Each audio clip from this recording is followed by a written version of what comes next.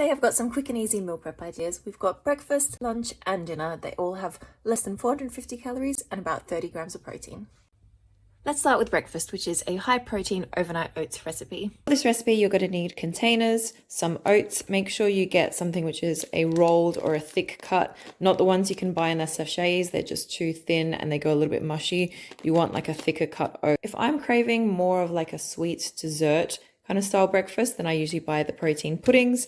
Or if I want something a little bit lighter, then I would get a protein yogurt. And because these ones are all the 15-gram ones, they just happen to be on special, I'm going to top up with a little bit of protein powder.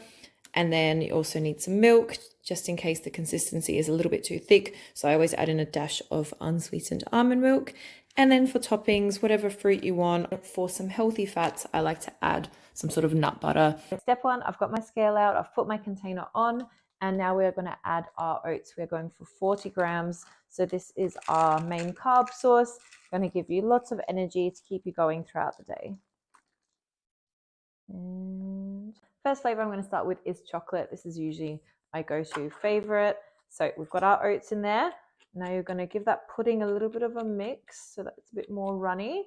And now we're just going to add it into the container. This is the current consistency. You can see it's quite thick. I'm just going to add in a tiny dash of almond milk. Just gently folding those oats evenly into the protein pudding. Make sure you don't leave any kind of dry chunks of oats. That is not going to taste nice in the morning.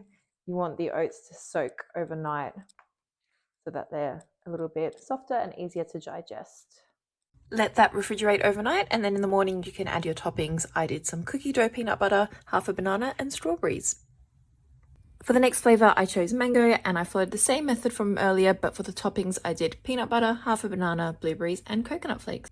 And then lastly was the banana flavor, so I did strawberries, raspberries, blueberries and chocolate peanut butter. Moving on to lunch, we have these ham and brie brioche buns. So all you need for this recipe is some ham, brie cheese, baby rocket, and then your bun of choice. Usually I would go for some wholemeal ones. I find them a little bit more filling, but we have these brioche buns at home that need to be used up. So I'm going to go for those. So I measured out my ham and my brie on the food scales, added that to the buns, also found some tomato in the fridge that I wanted to use up, and then lastly I added my rocket.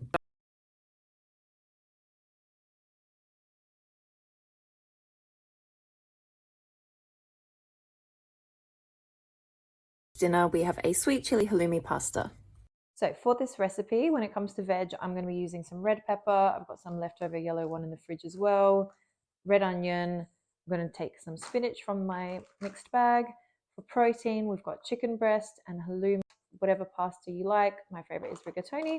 And then for seasoning, I'm just using this sweet chili halloumi sachet. I got this from Tesco, but if you can't find this, I'm sure most of the things you might have in your pantry anyway. So I've cut up all my veg. Not sure if I'm going to use all that red onion though. We're going to see. Now I have a oven-proof dish here. I'm going to be using oven bags, but if you don't have these, you can just load everything up into here and then cover it with foil.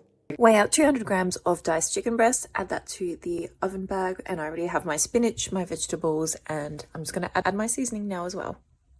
Everything is in the bag. I've added a little bit of water as well.